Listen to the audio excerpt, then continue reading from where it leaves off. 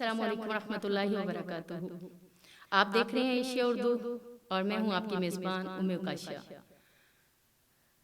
نحمده ونصلی علی رسولہ الکریم، اما بعد فاعوذ باللہ السمیع العلیم من الشیطان الرجیم، بسم اللہ الرحمن الرحیم۔ یا ایھا الذین آمنوا کتب علیکم الصیام کما کتب علی الذین من قبلکم لعلکم تتقون۔ سبحان ربک رب العزت عما یصفون وسلام علی المرسلین والحمد للہ رب العالمین۔ ہر قسم کی حمد و ثنا اللہ تبارک و تعالیٰ کی ذات اقدس کے لیے جو رحمان بھی ہے اور رحیم بھی ہے۔ وہ اللہ وحدہ لا شریک کہ جس نے ہماری زندگیوں میں اس بار پھر ایک بار رمضان کی سعادتیں ہمیں نصیب کر دی۔ اللہ کا ہم جتنا بھی شکر ادا کریں اتنا ہی ہمارے لیے کم ہے کہ اللہ رب العزت نے ہمیں رمضان کی سعادتوں کو سمیٹنے کی توفیق عطا فرمائی۔ ہم اللہ تبارک و تعالیٰ سے دعا گو ہیں کہ اللہ ہمیں اس کی نیکیوں کو سمیٹنے کی اور اس کے اندر زیادہ سے زیادہ نیکیاں کرنے کی توفیق عطا فرمائے۔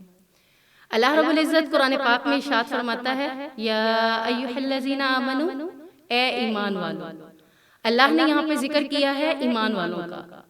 اللہ رب العزت ہمیں اتنا پیارا نام سے پکار رہے ہیں کہ ایمان لانے کے بعد ایمان والو تم پر ایک حکم اللہ رب العزت نے نازل کر دیا۔ وہ کون سا ہے؟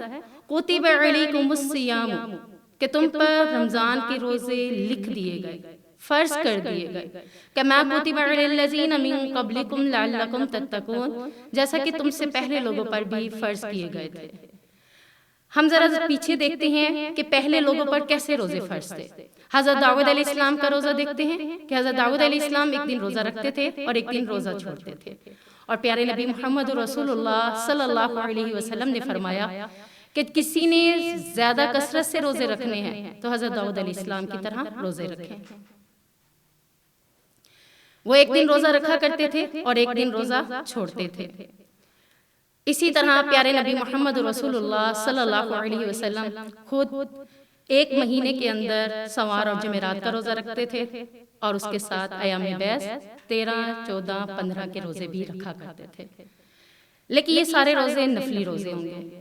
اللہ رب العزت نے جو فرض روزے رکھے ہیں اس کے لیے اللہ رب العزت نے قرآن میں فرمایا، شہر رمضان الذی انزل فیہ القرآن، کہ اللہ رب العزت نے ایک مہینہ جس کے اندر روزے فرض کر دیے گئے وہ ہے رمضان کا مہینہ۔ اللہ رب العزت نے رمضان کے مہینے کے اندر ہر مسلمان کے لیے، وہ عاقل ہے، بالغ ہے، صحت مند ہے، اللہ رب العزت نے اس کے لیے روزوں کو فرض کر دیا ہے۔ انہی آیات کے ساتھ اللہ رب العزت فرماتے ہیں کہ کون اس مہینے کے اندر روزے نہیں رکھ سکتا۔ ان کا شمار کرتے ہوئے اللہ رب العزت نے فرمایا کہ جو بیمار ہے اور اس کے ٹھیک ہونے کے چانسز نہیں ہیں وہ روزہ نہیں رکھے گا، اپنا فدیہ ادا کرے گا۔ اسی طرح ایک اور مریض جو کہ عارضی طور پر بیمار ہے اور پھر اس کے ٹھیک ہونے کے چانسز ہیں، وہ اپنا روزہ چھوڑ کر اگلے دنوں میں اپنے روزے کو مکمل کرے گا۔ اللہ رب العزت نے رمضان کے روزے کسی بھی مسلمان کو چھوڑنے کا حکم نہیں دیا بغیر عذر کے۔ ہم اس رمضان کے روزوں کی فرضیت کو دیکھتے ہوئے دیکھتے ہیں کہ روزے اللہ تبارک و تعالیٰ نے فرض کیوں کیے؟ کیونکہ پہلے لوگ جب روزے رکھتے تھے تو اجر لے لیتے تھے، نیکیوں میں بڑھ جاتے تھے، اور اسی طرح پہلی امتوں کی عمریں بہت لمبی ہوتی تھیں۔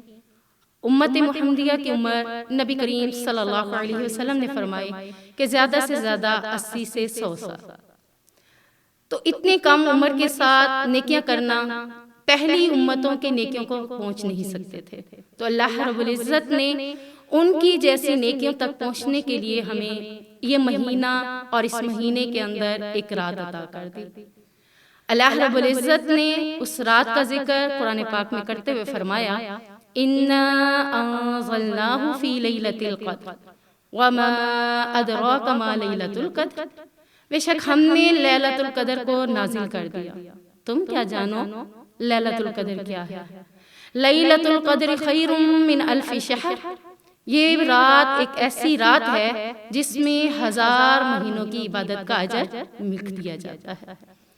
ہماری زندگیاں سالوں پر محیط تھیں تو اللہ رب العزت نے مہینوں کی گنتی 1000 کے ساتھ کر کے ہمیں اتنا زیادہ اجر ایک ہی رات کے اندر اللہ رب العزت نے دے دیا۔ اس رمضان کی اہمیت کو دیکھتے ہوئے دیکھیں کہ جس کی ایک رات کا اجر اللہ نے اتنا زیادہ لکھ دیا ہے تو اس کے باقی دنوں کا اجر کیا ہوگا؟ آئیے حدیث کی روشنی میں دیکھتے ہیں۔ اللہ کے نبی صلی اللہ علیہ وسلم نے فرمایا، جو شخص رمضان میں ایک فرض ادا کرتا ہے تو اسے 70 فرضوں کے برابر اجر دے دیا جاتا ہے۔ اسی طرح فرمایا کہ جو شخص ایک نفل ادا کرتا ہے تو اسے ایک فرض کے برابر اجر دے دیا جاتا ہے۔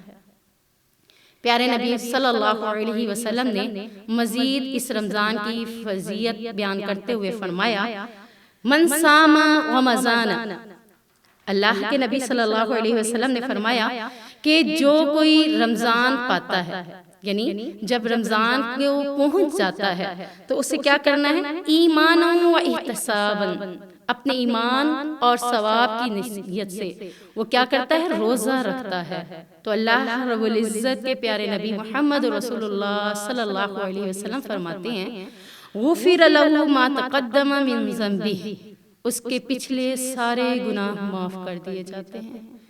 اللہ تبارک و تعالیٰ کا ہم پر بہت بڑا احسان ہے، وہ بڑی رحیم ذات ہے کہ جس نے اس مہینے کو ہمارے لیے رحمت کا باعث بنا دیا، بخشش کا باعث بنا دیا۔ اللہ رب العزت نے ہمارے اس مہینے کے اندر نیکیاں کرنا، روزہ رکھنے کو اللہ رب العزت نے ہمارے سابقہ گناہوں کو معاف فرما دیتا ہے۔ دیکھیں، ایک مہینے کی عبادت، ایک مہینے کے قیام، ایک مہینے کے روزے ہمیں اتنی زیادہ اجر و ثواب کے مستحق بنا رہے ہیں۔ اللہ کے نبی صلی اللہ علیہ وسلم نے جس طرح روزے کی فرضیت بتائی، اسی طرح قیام اللیل کی بھی فرضیت بتائی کہ جس نے رمضان کو قیام کیا ایمان اور ثواب کی نیت سے، اللہ کے نبی صلی اللہ علیہ وسلم نے فرمایا کہ اس کے گناہ معاف کر دیے جائیں گے۔ اسی طریقے سے اللہ تبارک و تعالیٰ نے قرآن پاک میں اس رمضان کے مہینے کی فرضیت کو مزید اجاگر کرتے ہوئے فرمایا، شہر رمضان الذی انزل فیہ القرآن ھدی للناس، کہ اللہ تبارک و تعالیٰ نے اس مہینے کا ہی چناؤ کیوں کیا؟ کیونکہ اس مہینے میں اللہ رب العزت نے قرآن کو نازل کر دیا۔ قرآن وہ کتاب ہے جو ساری کتابوں سے افضل ہے۔ قرآن ہی وہ کتاب ہے کہ جسے اللہ تبارک و تعالیٰ نے لوح محفوظ سے آسمانی دنیا پر ایک ہی وقت میں نازل کیا، پھر آسمانی دنیا سے زمین تک اس کو پہنچانے میں 23 سال کا عرصہ لگا۔ حالات کے مطابق قرآن کی آیاتیں اللہ کے نبی صلی اللہ علیہ وسلم پر اترتی رہی اور یہ مکمل 23 سال میں ہوا۔ اللہ چاہتا تو اسے ایک ہی وقت میں بھی اتار سکتا تھا۔ اس کی وجہ جو حکمت ہمیں سمجھ آتی ہے وہ یہ ہے کہ اللہ تبارک و تعالیٰ اس قرآن کو تھوڑا تھوڑا کر کے نازل کرنے کا مقصد بتا رہا ہے کہ تھوڑا نازل کیا، اس پہ عمل کیا صحابہ نے، پھر اگلا حکم آیا، اس پہ صحابہ نے عمل کیا۔ اسی طرح صحابی کہتے ہیں، ہم جب تک ایک آیت پر عمل نہ کر لیتے اگلی آیت کو ہم سیکھتے نہیں تھے۔ تو یہاں سے پتہ چلتا ہے کہ 23 سال اس قرآن کو کیوں لگے، تاکہ اس میں تدبر کیا جا سکے، اس میں غور و فکر کیا جا سکے، اس کو سمجھا جا سکے، اس کو رٹے نہیں لگانا تھا، اس کے مفہوم کو سمجھ کر اپنی زندگی کی طرف عمل میں لانا تھا۔ اللہ نے اس رمضان کے مہینے کو ہمارے لیے عبادت کا بنا دیا کہ شاید کہ کوئی بھولا بھٹکا مسافر جو اس دنیا کا مسافر ہے وہ اللہ کی بارگاہ میں سربسجود ہو جائے، اپنے گناہوں کا اقرار کر لے، اپنے گناہوں کی معافی مانگ لے۔ تو یہ بہت بڑی نعمت ہے اللہ کی طرف سے ہمارے لیے کہ اللہ تبارک و تعالیٰ نے اس سال پھر ہمیں اس سے مستفید ہونے کا موقع عطا کر دیا۔ اس مہینے کے اندر اللہ تبارک و تعالیٰ نے قرآن کو نازل کیا اور نبی کریم صلی اللہ علیہ وسلم نے اسی مہینے کے اندر حضرت جبرائیل کے ساتھ قرآن کا دور مکمل کیا کرتے تھے۔ آپ صلی اللہ علیہ وسلم حضرت جبرائیل کو قرآن سنایا کرتے تھے۔ جب نبی کی زندگی کا آخری دن تھا، اللہ کے نبی صلی اللہ علیہ وسلم کی زندگی کا آخری سال رمضان کا جو تھا، اس میں اللہ کے نبی صلی اللہ علیہ وسلم نے حضرت جبرائیل کو 2 بار قرآن سنایا، اور پھر احادیث سے ملتا ہے کہ آپ صلی اللہ علیہ وسلم نے تراویح کا جو اہتمام کیا وہ صرف 3 راتوں کے اندر کیا، 23، 25 اور 27۔ اس کی وجہ کیا ہے؟ اس کی وجہ یہ ہے کہ آپ صلی اللہ علیہ وسلم نے سمجھا کہ اگر میں اس سے مستقل پڑھاؤں تو کہیں یہ فرض نہ بن جائیں، اور اگر یہ فرض ہو گئے تو میری امت کے لیے مشکل نہ ہو جائے۔ نبی کریم صلی اللہ علیہ وسلم اپنی امت کا بہت زیادہ خیال رکھتے تھے، یہاں تک کہ وہ راتوں کو اٹھ کر اپنی امت کے لیے رویا کرتے تھے کہ اللہ میری امت کو بخش دے، اپنی امت کے لیے آنسو بہایا کرتے تھے۔ اور آج ہم اپنے نبی کی امت ہوتے ہوئے ہمیں بھی چاہیے کہ ہم رمضان کی راتوں میں اللہ رب العزت سے اپنی بخشش کروا لیں اور نبی کے ہاتھوں سے حوض کوثر کا جام پی لیں۔ کہیں ایسا نہ ہو کہ حوض کوثر پر ہمیں روک دیا جائے اور یہ کہہ کر دور کر دیا جائے کہ آپ کے بعد انہوں نے آپ کے دین کو بدل دیا تھا۔ اللہ کے نبی ہمارے لیے اتنے پریشان ہو کر راتوں کو راتیں گزارے کرتے تھے، دن میں بھی اپنی امت کے لیے پریشان ہوتے تھے۔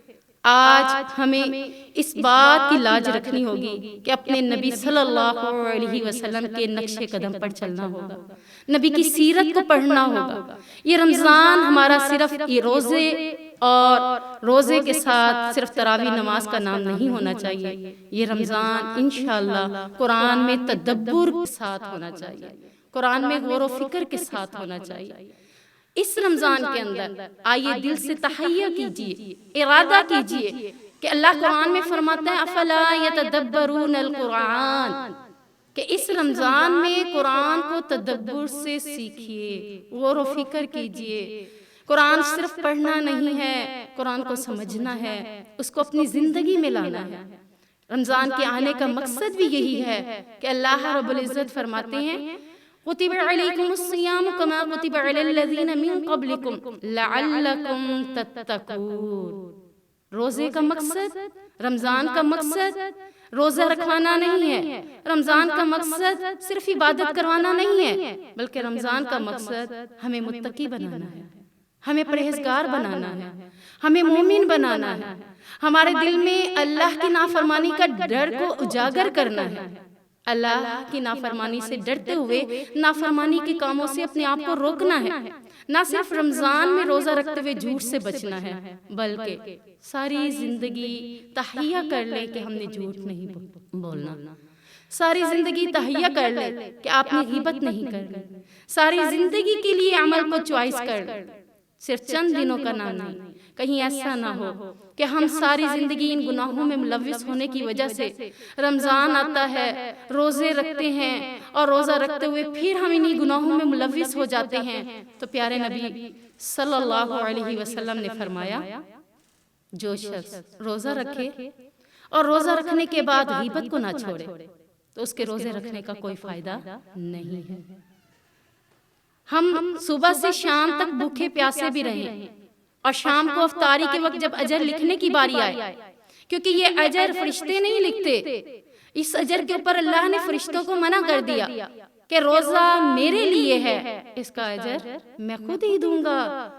پیارے اللہ رب العزت نے ہمارے لیے اجر لکھنے کے لیے ہماری نیتوں کو دیکھتے ہوئے اجر لکھنا ہے، تو اپنے روزے کے ساتھ اپنی نیتوں کو خالص کیجئے، اپنے اعمال کو صالحہ کیجئے، تاکہ ہمارا روزہ جب افطاری کے وقت اجر کی باری آئے تو ہمیں پورے مارکس مل جائیں، پوری عبادت کا اجر مل جائے۔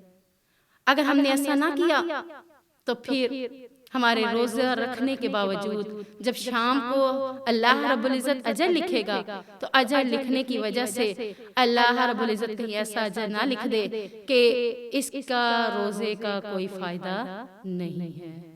تو اللہ سے ہم دعا گو ہیں کہ اللہ رب العزت ہمیں اس رمضان کے روزوں کو صحیح معنوں میں رکھنے کی توفیق عطا فرمائے۔ وما توفیقی الا باللہ وما علینا الا البلاغ المبین۔